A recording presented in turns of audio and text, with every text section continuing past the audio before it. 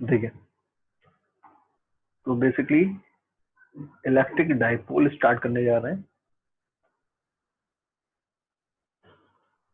Electric dipole,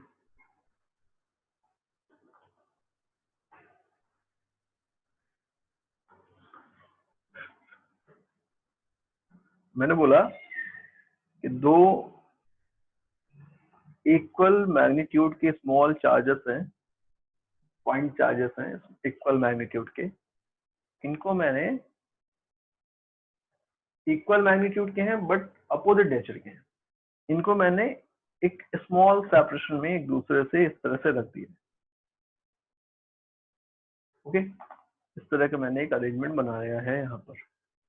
इस arrangement को हम बोलेंगे this is the electric dipole. यहाँ पर दो अलग अलग नेचर के चार्जेस रखे हैं, इक्वल है मैग्नीट्यूड में, नेचर में अपोजिट है, तो इस तरह के अरेंजमेंट को हम बोलते हैं इलेक्ट्रिक डाइपोल। तो सिंपली हम लिख सकते हैं two equal and opposite charges placed at nearby space forms an arrangement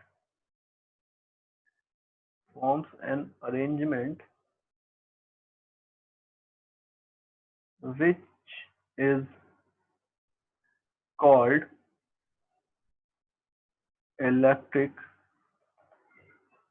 dipole। Okay, इसको हमने बोला हुआ है दिस इज इलेक्ट्रिक डाइपोल। अब इलेक्ट्रिक डाइपोल के लिए हम एक क्वांटिटी डिफाइन करते हैं which is called electric dipole moment.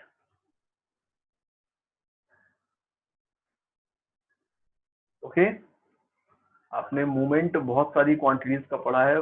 Moment of force आपने पढ़ा है, मोमेंट ऑफ लीनियर मोमेंटम पढ़ा है, आपने मास मोमेंट पढ़ा है।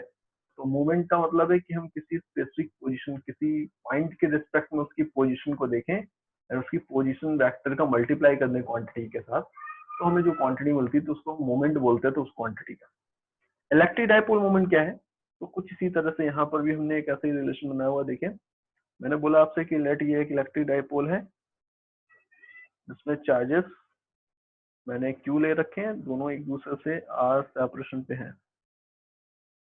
ठीक है बेटा, क्लियर? तो हम यहाँ पे बोल रहे हैं for a dipole the product of magnitude of one charge and separation between both charges is called electric dipole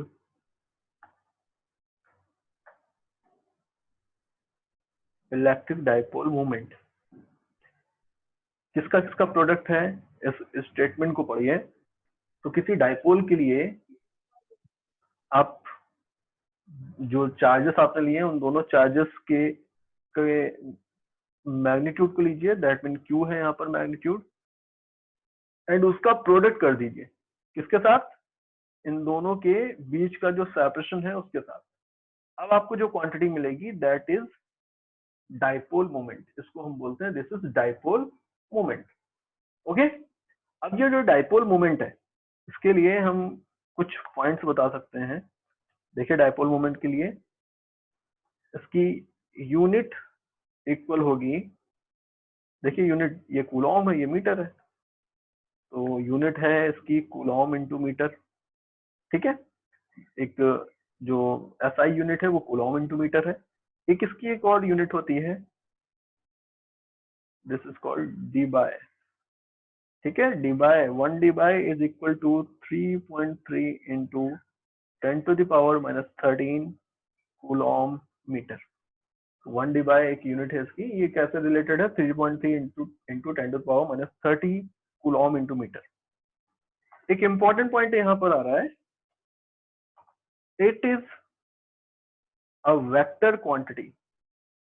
कैसी क्वांटिटी है, वेक्टर क्वांटिटी है, एंड इसकी डायरेक्शन, अब वेक्टर क्वांटिटी तो डायरेक्शन स्पेसिफाई करनी पड़ेगी। It is a vector quantity and always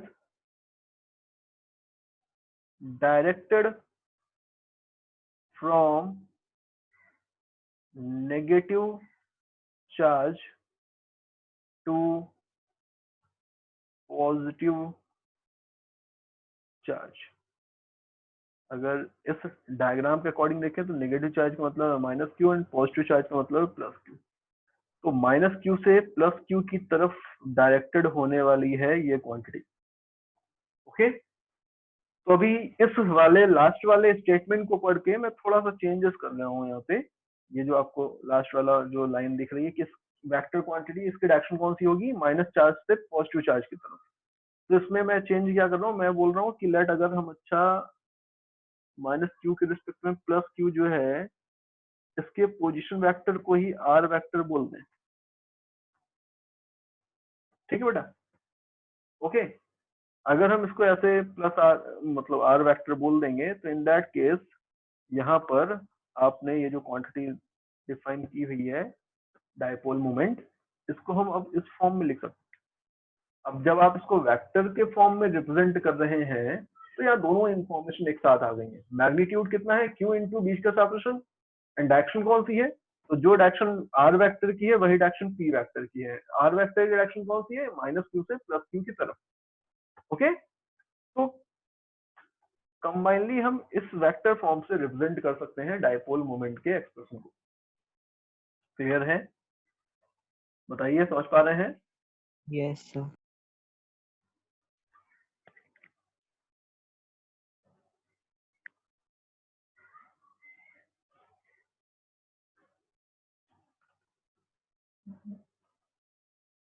electric field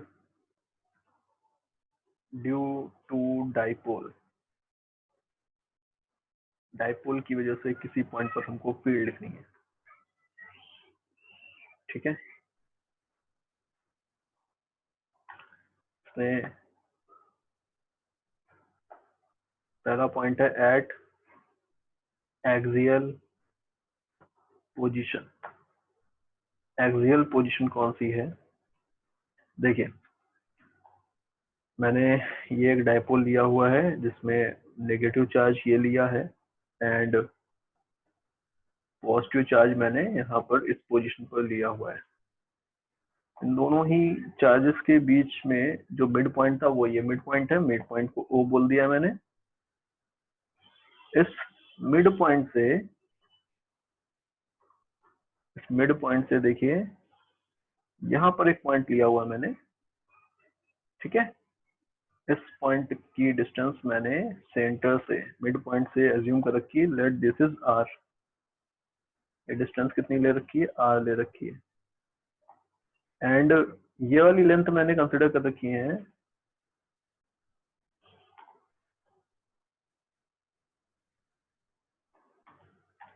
मैंने दोनों ही चार्जेस के बीच के डिस्टेंस को 2l कंसिडर कर रखा था, सो दैट मिड पॉइंट कितनी डिस्टेंस पे होगा दोनों से, l डिस्टेंस पे था।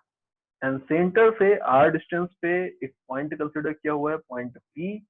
इस पॉइंट P पर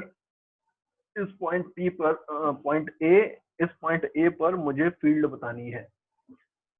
ओके, क्लियर है, समझ पा रहे हैं ना? अभी मुझे पॉइंट ए पर फील्ड बतानी है। पॉइंट ए को मैं क्या बोल रहा हूँ, देखिए अभी जब डाइपोल को हम देख रहे हैं, ये जो डाइपोल था इसमें एक चार्ज ये था, एक चार्ज ये था, तो ये वाली जो लाइन होती है इस लाइन को हम बोलते हैं एक्सिस ऑफ द डाइपोल। तो हम एक्सिस पे किसी पॉइंट को ले रहे हैं इसलिए हम एक्सियल पोजीशन बोल रहे हैं। तो एक्सिस पे पॉइंट ए मैंने ले रखा है, इस पॉइंट पे फील्ड निकाल रहे हैं, सो दैट हम बोल रहे हैं कि एक्सियल पोजीशन पर फील्ड निकालने जा रहे हैं। पॉइंट ए पर हमको फील्ड लिखनी है, पॉइंट ए पर फील्ड लिखनी है अगर आपको, तो आप बोलेंगे कि भाई दो चार्जेस हैं and according to principle of superposition दोनों ही चार्जेस की वजह से मुझे फील्ड लिखनी चाहिए, देन उनका हमें सुपरपोजिशन कर देना चाहिए। तो नेगेटिव चार्ज की वजह से जो फील्ड होगी, इसको चार्ज 1 बोल देता हूँ, इसको चार्ज 2 बोल देता हूँ। नेगेटिव चार्ज की वजह से फील्ड पॉइंट ए पर टुवर्ड्स द नेगेटिव चार्ज होती है, let this is E1। Positive charge की वजह से field away from the positive charge होती है, let this is E2। Okay, E1 and E2 दोनों के मैग्नीट्यूड्स कितने होंगे, तो E1 is the field due to minus Q charge. इस माइनस क्यू चार्ज की वजह से फील्ड कितनी होने वाली है, तो this will be K Q1 upon R square. R मतलब डिस्टेंस ऑफ द पॉइंट जहां पर हम फील्ड निकाल रहे हैं, कितनी डिस्टेंस पे है, तो ये एक चार्ज है, इसकी वजह से हम इस पॉइंट की बात कर रहे हैं, तो ये टोटल डिस्टेंस कितनी हुई, तो आप बोलोगे भाई ये आर थी, उसमें से ये एल और ऐड कर दिया गया है, तो कितना है total length, R plus L का स्क्वायर। अच्छा E2 कितना है, similarly E2 is the field due to this charge. इस चार्ज की वजह से अगर आप फील्ड की बात करेंगे पॉइंट ए पर, तो आप कौन सा डिस्टेंस लेने वाले हैं दिस टाइम, ये वाली डिस्टेंस लेंगे क्या, टोटल लेंथ आर है ये वाली, उसमें से अगर आप ये वाली लेंथ एल कम कर देंगे तो आपको ये डिस्टेंस कितनी मिल रही है, आर माइनस एल। तो जब आप E2 लिखेंगे तो ये इक्वल होगी के क्यू क्यू वन नहीं Q upon R minus L का स्क्वायर। E2 आपको दिख रहा है डिनोमिनेटर स्मॉल है, तो E2 ज्यादा है मैग्नीट्यूड में। E2 अगर ज्यादा है तो नेट फील्ड पॉइंट ए पर E एट ए इक्वल होने वाला है E2 माइनस E1। E2 की वैल्यू रखें अगर, तो K Q upon 1 upon R minus L का square minus 1 upon R plus L का स्क्वायर, ये रिजल्ट बन रहा है। ठीक है, बताइए। Yes sir. इसको सिंप्लीफाई करें तो E at point A equal होने वाला है K Q R plus L का square minus R minus L का square divided by R minus L into R plus L इस पूरे का स्क्वायर, ये बन रहा है। ठीक है, E at point A equal है K Q R square plus L square plus 2RL minus R square minus L square plus का 2RL हो जाएगा, क्योंकि नेगेटिव का मल्टीप्लाई हो रहा है, divided by R square minus L square to the power 2। इस वाले टर्म में ये सब कैंसिल हो गया है। E at point A equal है, किसके इक्वल है, देखिए के क्यू इन ब्रैकेट 4RL था, 4RL को मैंने ऐसे लिख दिया 2L इंटू 2R, यही बनेगा 4RL upon upon R square minus L square to the power 2। ये रिजल्ट एक बनता हुआ मुझे दिख रहा है। ओके, अब इस रिजल्ट में देखिए आप कि अगर मैं आपसे पूछूं इस डाइपोल का डाइपोल मोमेंट कितना होगा, तो इस डायग्राम को देखिए, इस डायग्राम को देख करके बताइए डाइपोल मोमेंट इसका कितना होना चाहिए था। ऊपर जो हमने डेफिनेशन लिखी उसके अकॉर्डिंग, तो Q इज द मैग्नीट्यूड, बीच का सफिशिएंट 2L है, तो Q into 2L was the dipole moment. Okay, तो डाइपोल मोमेंट की वैल्यू कितनी मिल रही है, डाइपोल मोमेंट की वैल्यू आपको यहाँ पर Q इंटू 2L मिल रही है, ये वाला पार्ट। तो पॉइंट ए पे जो फील्ड आई है E at point A equal आया है K into dipole moment P into 2R upon R square minus L square का स्क्वायर। ये मुझे पॉइंट ए पर फील्ड का एक्सप्रेशन मिला हुआ है। ठीक है, किसी जनरल पोजीशन के लिए एक्सिस के अलोंग किसी जनरल पोजीशन पे फील्ड निकालने के लिए आपको यही एक्सप्रेशन यूज करना पड़ेगा। इसके अंदर एक स्पेशल केस है, if L is very very smaller than R। क्या हो, आप जो डाइपोल का साइज ले रहे हैं वो पॉइंट O से पॉइंट A की जो डिस्टेंस है इसके कंपेरेटिवली बहुत ही स्मॉल हो अगर, तो इन दैट केस आपको क्या होता हुआ दिखेगा, एल बहुत ही स्मॉल है अगर आर से, तो सिंपली आप एल स्क्वायर को निग्लेक्ट कर सकते हैं in terms of in comparison with R square.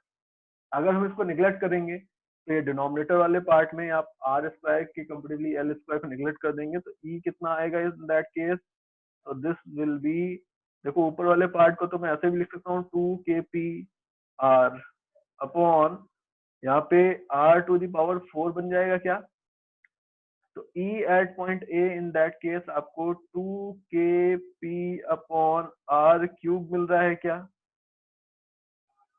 बताइए भाई, समझ Yes, पा रहे sir. हैं। कुछ इतना मुझे यहाँ पर इलेक्ट्रिक फील्ड मिली है इस पॉइंट पर। अच्छा, एक डायरेक्शन का सेंस भी देख लेते हैं अलग से, कि अगर ये डाइपोल मोमेंट था, डाइपोल मोमेंट की डायरेक्शन मैं यहाँ पर दिखा रहा हूँ, इससे आपको समझ जाना है कि नेगेटिव चार्ज किधर रखा रहा होगा।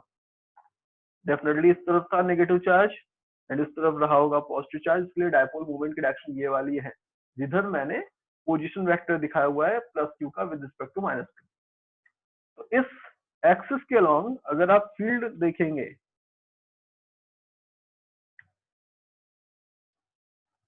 तो फील्ड के बारे में आप बोल सकते हैं कि जब आप इस स्पेस में कहीं पर हैं यहाँ पर, तो आप प्लस क्यू से ज्यादा क्लोज हैं। प्लस क्यू से ज्यादा क्लोज होने का मतलब है कि प्लस क्यू की वजह से जो फील्ड थी वो डोमिनेटिंग थी, तो इधर किसी भी स्पेस में इलेक्ट्रिक फील्ड की डायरेक्शन किस तरफ आएगी, इस तरफ आने वाली है। जब आप इस स्पेस में हैं तो हम माइनस क्यू के ज्यादा क्लोज हैं as compare to plus Q, तो माइनस क्यू की फील्ड ज्यादा होगी, डोमिनेटिंग होगी, तो नेट फील्ड तो माइनस क्यू के अकॉर्डिंग आएगी, एंड नेगेटिव चार्ज की वजह से जो फील्ड आती है वो तो टुवर्ड्स इटसेल्फ आती है, तो ये फील्ड की डायरेक्शन होने वाली है इधर कहीं। बताइए, समझ पा रहे हैं क्या, नेगेटिव चार्ज की वजह से जो फील्ड होती है वो तो इस डायरेक्शन में होती, तो नेट फील्ड इधर कहीं पर इस पोजीशन पे इस तरह से डायरेक्टेड होने वाली है। मैग्नीट्यूड डिफरेंट डिफरेंट हो सकते हैं, पॉइंट ए मान रहा हूँ, ये पॉइंट बी मान रहा हूँ, तो मैग्नीट्यूड तो चेंज हो रहा है पोजीशन के अकॉर्डिंग, बट डायरेक्शन में ऐसी कुछ होगी। इनके स्पेस में किसी पॉइंट, इनके बीच में किसी पॉइंट पे देखें, इनके बीच में किसी पॉइंट पे अगर आप देखो, लेट यहाँ पर हम एक पॉइंट ले लें, पॉइंट सी, तो माइनस क्यू की वजह से फील्ड इस तरफ थी, प्लस क्यू की वजह से भी फील्ड इस तरफ थी, तो in the space between these two charges, that mean with in the dipole, अगर आप कोई पॉइंट देखेंगे तो उस पॉइंट पे जो फील्ड है उसकी डायरेक्शन ये वाली है। समझ पा रहे हैं, ये डायरेक्शन का सेंस आपको रखना है कि with in the dipole field dipole movement की डायरेक्शन की अपोजिट होती है, बट आउटसाइड द डाइपोल जो डाइपोल मूवमेंट की डायरेक्शन होगी उसी की डायरेक्शन में फील्ड हमको मिलने वाली है। ओके, समझ पा रहे हैं।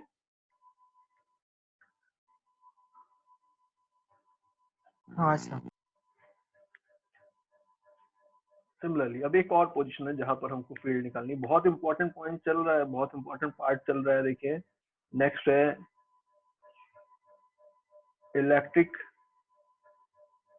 Field at an equatorial position. अब ये इक्वेटोरियल पोजीशन कौन सी होती है, तो मैंने आपसे बोला ये था dipole, plus Q charge minus Q charge, line joining the dipole, midpoint of this line point O, total length of the dipole हमने 2L ले रखी होगी अगर, तो ये लेंथ कितनी होने वाली मिड पॉइंट की, L एंड L। अब मैं इस बार एक लाइन यहाँ पर आपको दिखा रहा हूँ, ये वाली देखिए क्या दिख रहा है आपको, मैंने एक लाइन कंसिडर की हुई है जो इस डाइपोल के एक्सिस के परपेंडिकुलर है। इस लाइन को हम बोलते हैं this is the equatorial line. कैसी लाइन है ये बेटा, इक्वेटोरियल लाइन है। तो अब इस इक्वेटोरियल लाइन पर मुझे फील्ड बतानी है, इस इक्वेटोरियल लाइन पे कोई पॉइंट कंसीडर कर रहा हूं मैं, एंड देन मुझे उस पॉइंट पर फील्ड बतानी है। लेट मैंने यहाँ पर एक पॉइंट कंसीडर किया हुआ, पॉइंट ए है ये, इस पॉइंट पर मुझे फील्ड बतानी है।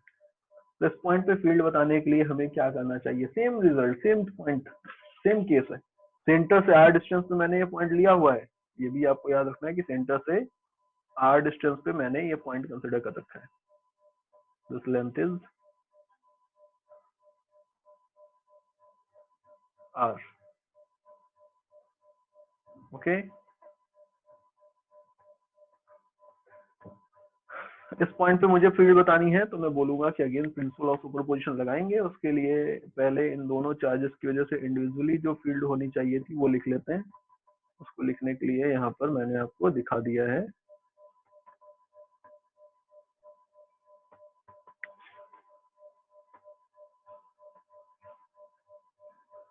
कि अगर प्लस क्यू चार्ज की वजह से आप फील्ड दिखाओगे पॉइंट ए पर, तो लेट वो फील्ड ई है एंड उसकी डायरेक्शन कौन सी होगी, ये वाली डायरेक्शन होने वाली है। बताइए, ठीक है। लेट मैंने फील्ड ई मान लिया, डायरेक्शन कौन सी होगी, ये वाली। अच्छा, माइनस क्यू की वजह से इस पॉइंट पे अगर आप फील्ड लिखेंगे तो क्या फील्ड का मैग्नीट्यूड आपको नहीं मिलना चाहिए? सेम केस ही पर, सेम डिस्टेंस पे, सेम चार्जेस, सेम फील्ड का मैग्नीट्यूड होने वाला है, सिर्फ डायरेक्शन चेंज हो गई होगी।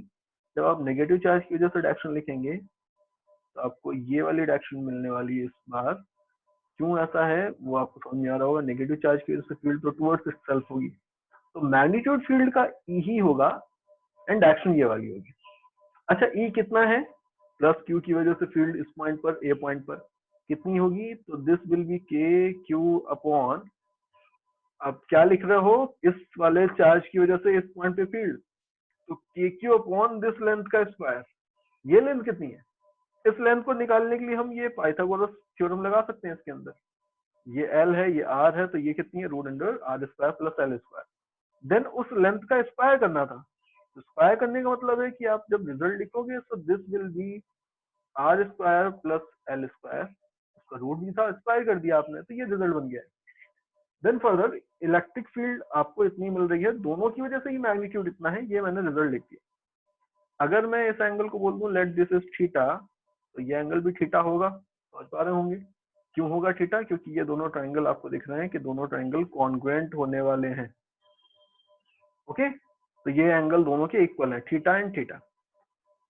अच्छा, अगर ये एंगल थीटा है तो इस इलेक्ट्रिक फील्ड के कंपोनेंट कर रहा हूं मैं, इस इलेक्ट्रिक फील्ड का इधर वाला कंपोनेंट आएगा ई कॉस थीटा एंड इधर एक कंपोनेंट आएगा ई साइन थीटा आएगा।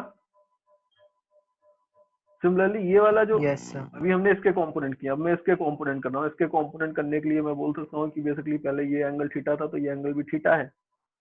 तो इस इलेक्ट्रिक फील्ड का एक इधर कंपोनेंट आया होगा ई कॉस थीटा एंड एक इधर कंपोनेंट आया होगा ई साइन थीटा, तो this will B 2 E sine theta.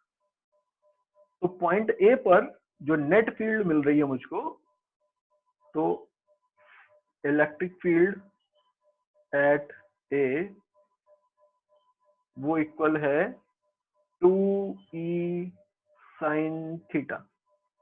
बताइए, ठीक है क्या? इतनी इलेक्ट्रिक फील्ड है इस पॉइंट पर net.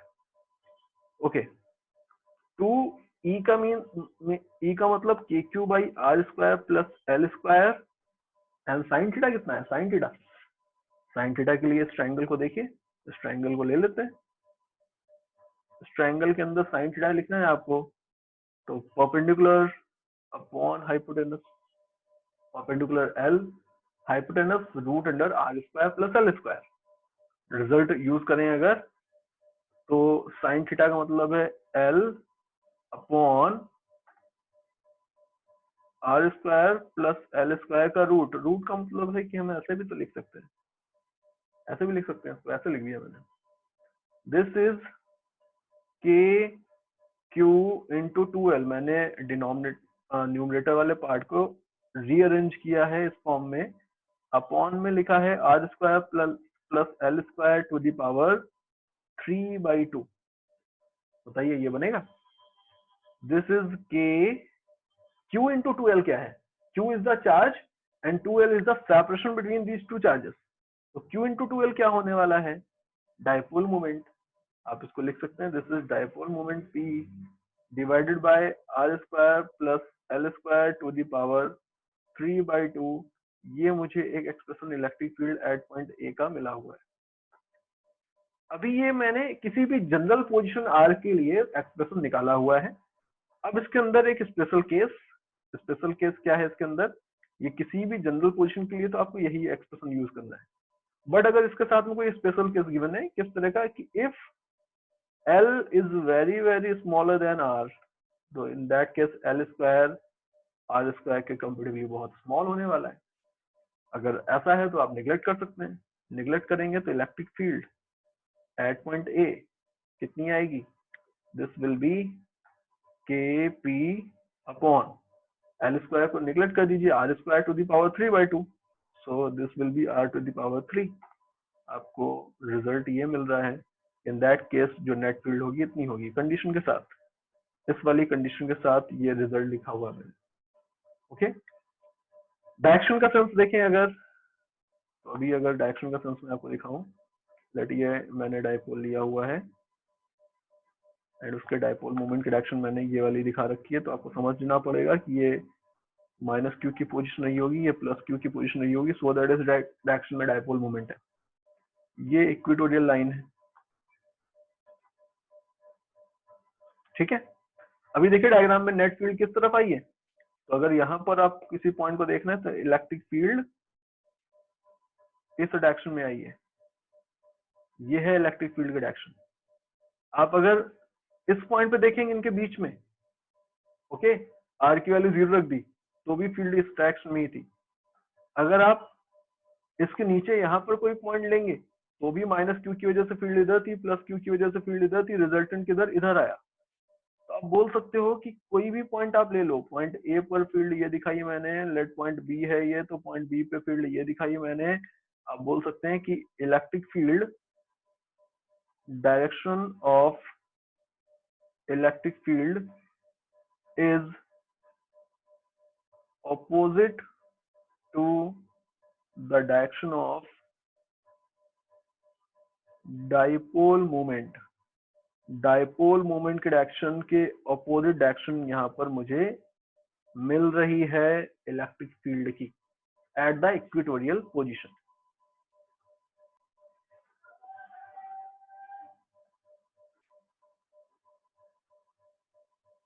Electric field eight a general point due to very small dipole। किसी जनरल पोजीशन के लिए इलेक्ट्रिक फील्ड हमको बतानी है।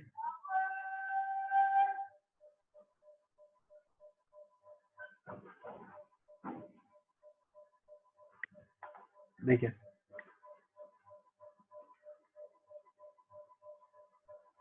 क्या हो रहा है कि लेट आपसे बोला गया,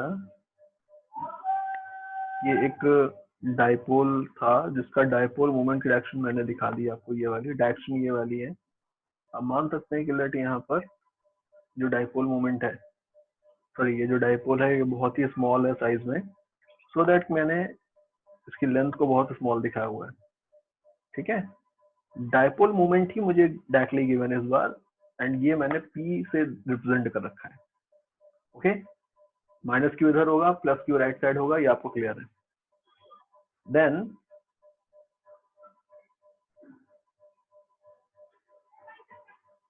देखिए, देन मैंने एक पॉइंट लिया हुआ है,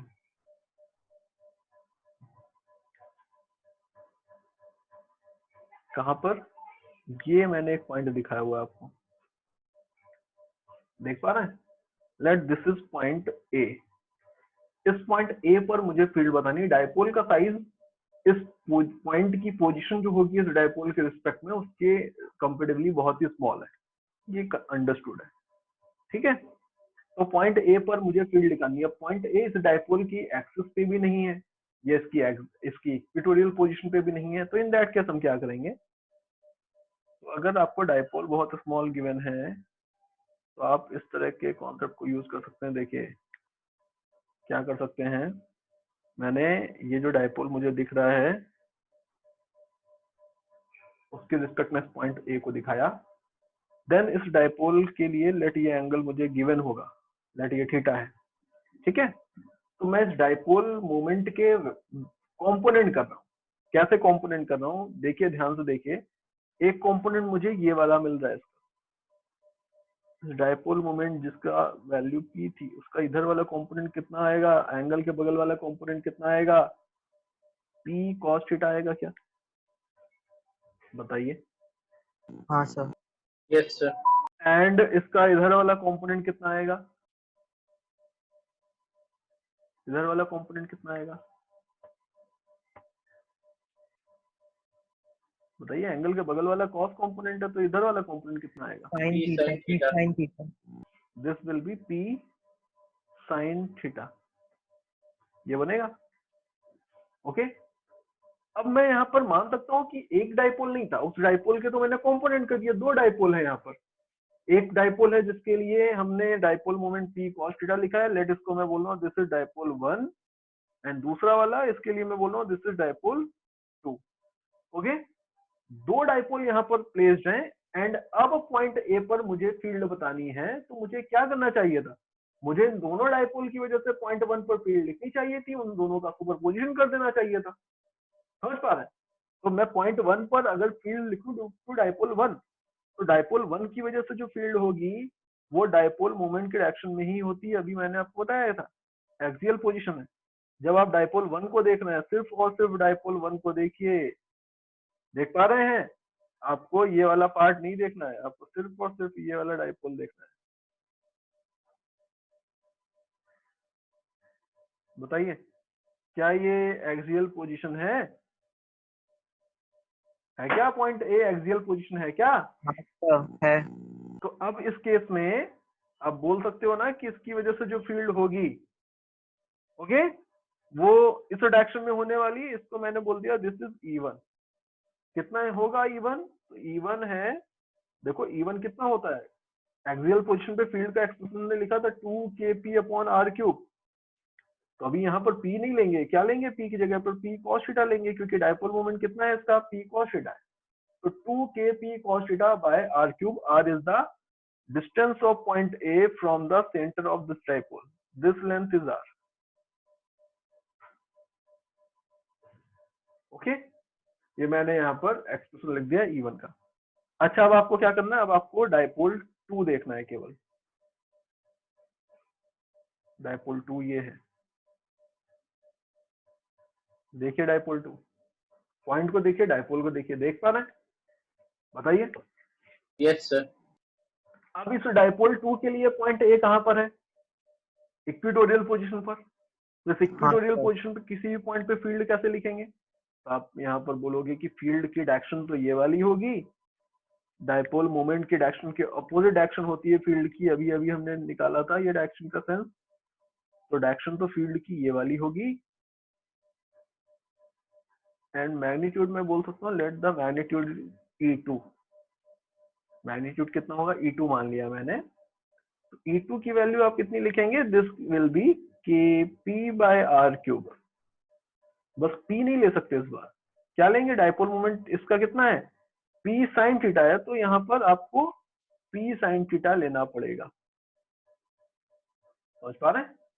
आपको E1 E2 दोनों मिल रहे हैं। नेट फील्ड पॉइंट ए पर कितनी होगी, तो आप बोलोगे E1 का स्क्वायर E2 का स्क्वायर, दोनों का रूट, ये आपको वैल्यू मिल रही है नेट फील्ड की at point A. Okay, clear है sir?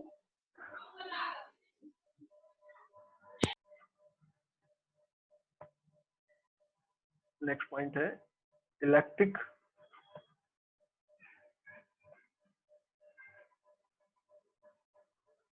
Potential due to dipole.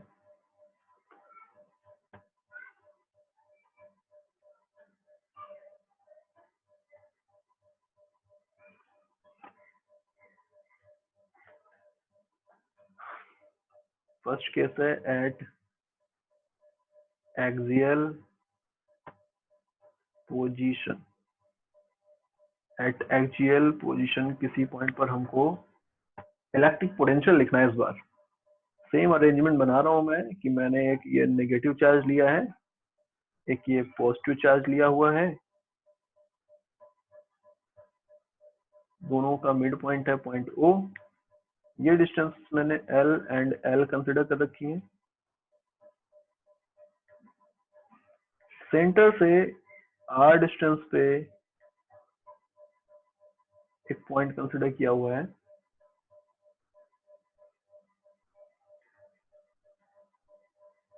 This is the point.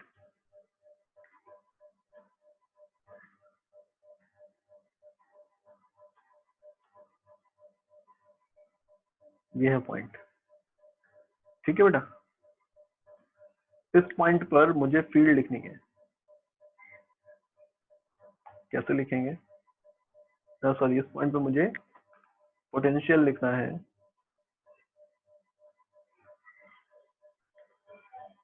तो पॉइंट A पर इस बार मुझे पोटेंशियल लिखना है। तो आपको पता है पोटेंशियल के लिए भी हम प्रिंसिपल ऑफ सुपरपोजिशन अप्लाई करते हैं। तो आप बोल सकते हैं कि लेट ये चार्ज 1 है, ये चार्ज 2 है, दोनों ही चार्जेस की वजह से अलग अलग पोटेंशियल लिख लेते हैं पॉइंट A पर, दोनों का सम कर देंगे। तो पॉइंट 1 चार्ज 1 की वजह से पॉइंट A पे पोटेंशियल V1 मैंने अज्यूम किया हुआ है, तो V1 कितना होगा? This will be K Q upon R plus L। बताइए इतना ही होने वाला है। Q1 से डिस्टेंस देखिए पॉइंट A की, R प्लस L है। 2 की वजह से कितना होगा पोटेंशियल? चार्ज 2 की वजह से पोटेंशियल कितना होने वाला है? तो this will be K Q upon R minus L। बताइए हो जाएगा? ठीक है। नेट पोटेंशियल कितना होगा? तो VA इक्वल होने वाला है V1 plus V2, scalar quantity है, सिंपली ऐड करते हैं। तो V एट A इक्वल है V1 प्लस V2। V1 की वैल्यू है K Q, कॉमन कर लिया मैंने, इन ब्रैकेट लिखा है 1 upon R plus L, and V2 की वैल्यू में से K Q कॉमन कर लिया 1 upon R minus L। V eight A equal है K Q, देखिए 1 अपॉन R माइनस L था, minus 1 upon R plus L था ये। आप जब सॉल्व करेंगे तो R plus L minus R plus L upon R minus L into R plus L into KQ, ये रिजल्ट बनता हुआ आपको दिखेगा। इसको सिंप्लीफाई करिए तो R से R कैंसिल हो गया है, ऊपर 2L बना है, this is KQ into 2L upon R square minus L square. ये एक एक्सप्रेशन मुझे B एट A का मिल रहा है, ठीक है। इसमें Q इंटू 2L को क्या लिखा जा सकता है भाई? Q इंटू 2L को क्या लिख सकते हैं? Dipole. Q into 2L simply dipole moment. तो इसको मैंने डायपोल मोमेंट लिख दिया है, तो ये रिजल्ट बन गया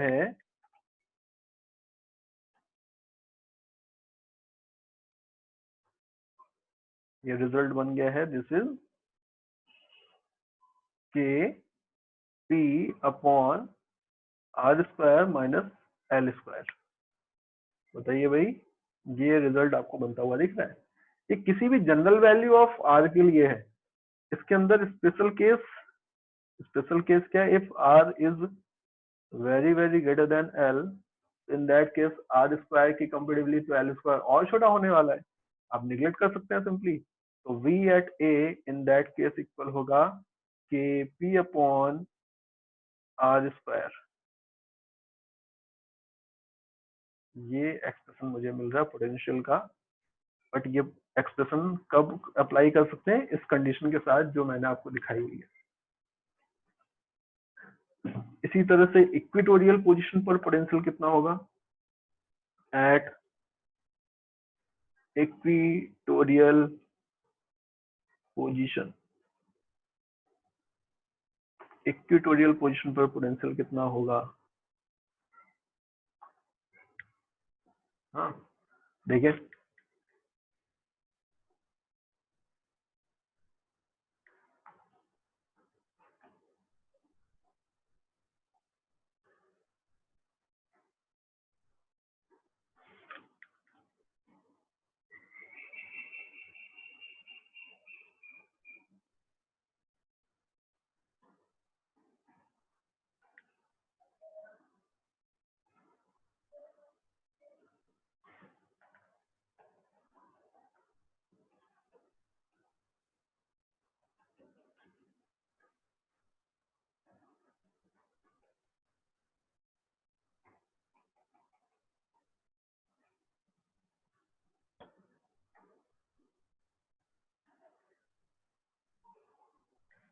एक माइनस क्यू चार्ज ये था, ये प्लस क्यू चार्ज था, बीच का सेपरेशन एज यूजुअल 2L था, सो दैट ये लेंथ L थी एंड इधर वाली लेंथ भी L थी।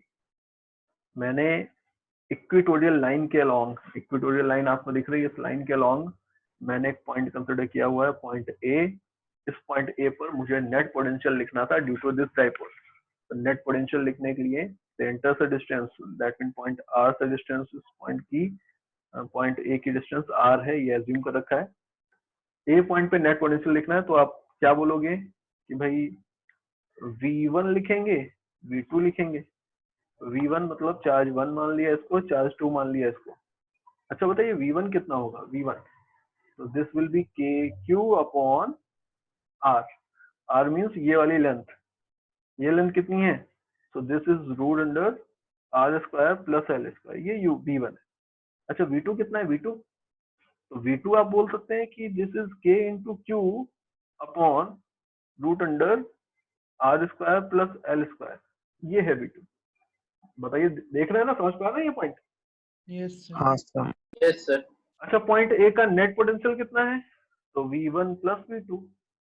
आप जब सम करेंगे दोनों का तो आपको दिख रहा है दोनों सेम ही चीज तो है, बस एक पॉजिटिव एक नेगेटिव है, तो इन दोनों का सम तो आपको 0 बनता हुआ दिख रहा है। तो V एट ए आपको कितना मिला है पोटेंशियल? 0। तो ये एक इंपॉर्टेंट रिजल्ट मिला है मुझे कि electric potential at equatorial position of a dipole is always 0।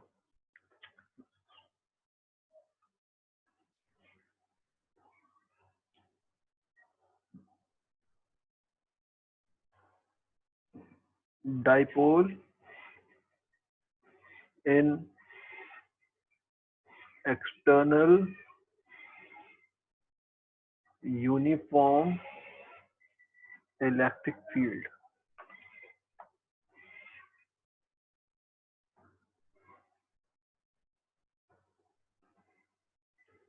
देखिए अब क्या हम किसकी बात करने जा रहे हैं कि अब हमें डाइपोल की वजह से किसी भी पॉइंट पर फील्ड निकालना आता है, डाइपोल की वजह से किसी पॉइंट पर पोटेंशियल निकालना आता है। बट अभी हम किसकी बात कर रहे हैं कि हमने एक डाइपोल को लिया और किसी एक्सटर्नल यूनिफॉर्म इलेक्ट्रिक फील्ड में रख दिया है। दैट मीन एक ऐसा स्पेस जहां पर ऑलरेडी फील्ड एग्जिस्ट कर रही थी, यूनिफॉर्म फील्ड एग्जिस्ट कर रही थी, उस यूनिफॉर्म एक्सटर्नल फील्ड के अंदर ला करके मैंने किसी डाइपोल को प्लेस किया है। तो अब इन दैट केस आपको क्या क्या वहां पर प्रॉपर्टीज दिखेंगी उसको समझते हैं वन बाय वन। सबसे पहले डाइपोल पे फोर्स लग सकता है, तो देखते हैं फोर्स ऑन डाइपोल कितना होगा। ठीक है, तो जो एक्सटर्नल फील्ड है उसको मैं इस तरह से यहाँ पर दिखा रहा हूँ।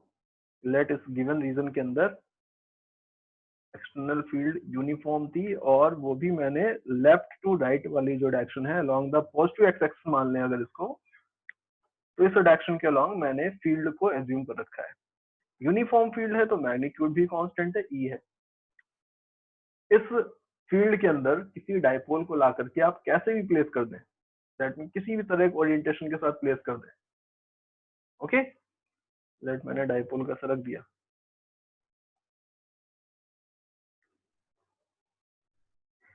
ये माइनस क्यू चार्ज है, ये प्लस क्यू चार्ज है।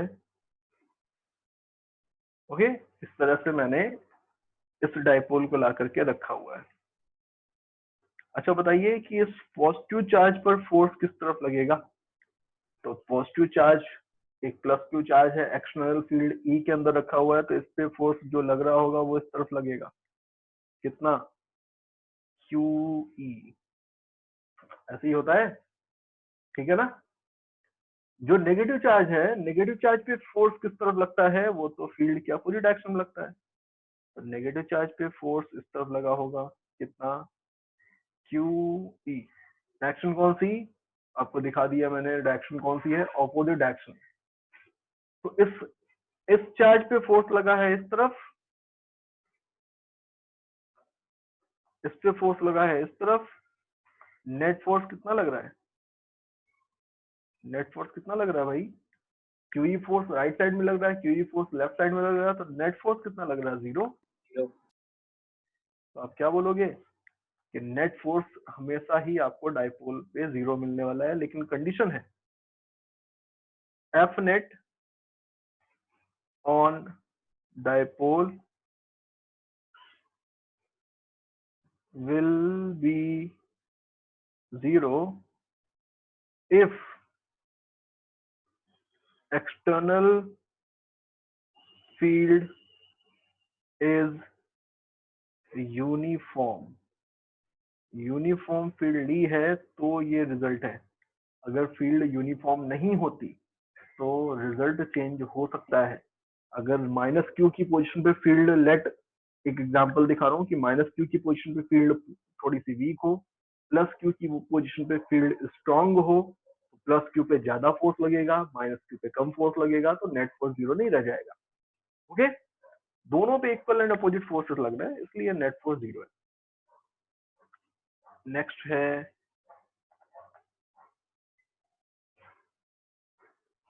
टॉर्क